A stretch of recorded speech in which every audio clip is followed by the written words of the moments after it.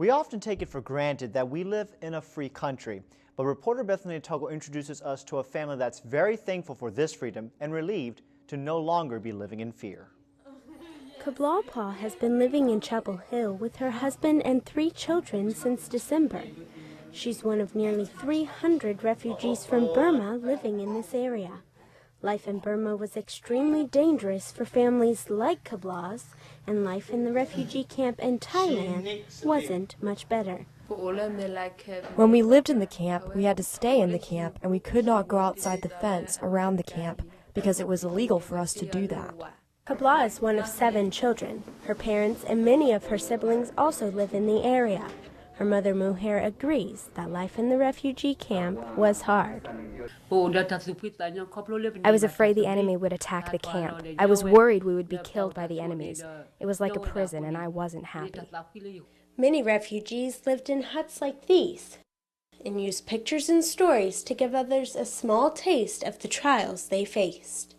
The military offensive against the people of Burma began in 1995, and support groups say what they call the oppression led by this illegal military dictatorship continues in Burma today. But there's hope for the 150,000 refugees still in Burma who live in fear of torture and death. In America, we live in freedom. We no longer have to worry about our enemy destroying us, and our children can go to school and have a good education.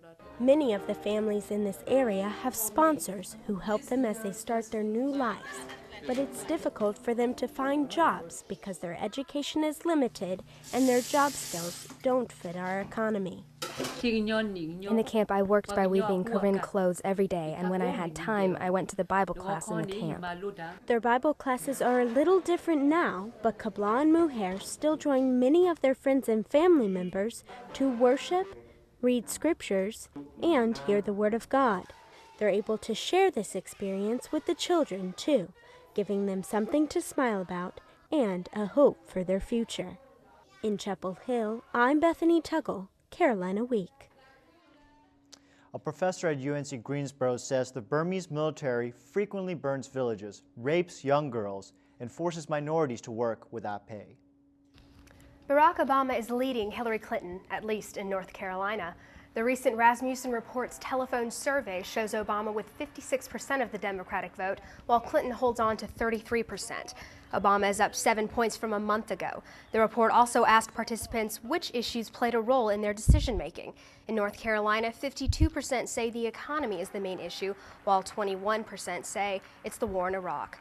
Nationally, the report shows Obama leading Clinton 48% to 44%.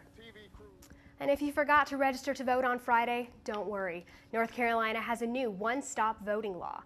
The new law allows eligible residents to register between April 17th and May 3rd. Simply bring proof of residency to the Orange County Public Library and fill out a voter registration application. To be eligible to vote in North Carolina, you must be a U.S. citizen, a resident of North Carolina for at least 30 days before the next election, and at least 18 years old by the next general election. More than 5.7 million people in North Carolina have registered to vote. The Daily Tar Heel has a new chief who's already hard at work. Junior Allison Nichols becomes the 142nd DTH editor-in-chief. She served as the managing editor for the 2007-2008 school year and will start her term as editor-in-chief in the fall. Nichols is dedicated to recruiting and training and hopes to bring new reporters to the staff. Her platform focused on strengthening online coverage and expanding multimedia as she plans to open a new online editor position. After going through the interview process, Nichols was speechless after being selected. I can't even describe it, like kind of numb, I guess. And it didn't really sink in until a couple days later. And now I'm incredibly excited. We have a fantastic group of people who are ready to move up into leadership roles, and I can't wait to see what they're going to do. The DTH is considered one of the nation's best student newspapers, so Nichols has a lot to live up to. Scientists have recently found traces of 6 common prescription medications in the water in the Washington, D.C. area, which has many people questioning the safety of the water here. Owasso has won numerous awards for the purity of our drinking water, but most treatment systems can't filter the drugs that turned up in D.C. Scientists are unsure of the effects of long-term exposure to such drugs.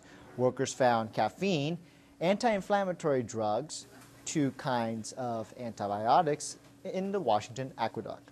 The pharmacist at Sutton's drugstore, John Woodard Jr., says there's probably nothing to worry about.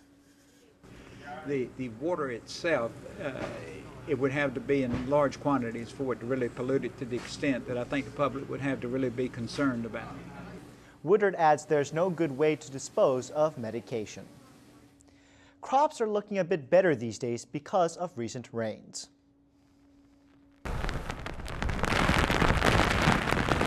Saturday made us bring out the umbrellas for a wet afternoon. Gusty winds blew through the Chapel Hill area without causing any damage. Saturday's rainfall totaled about 0.04 inches or 1 millimeter.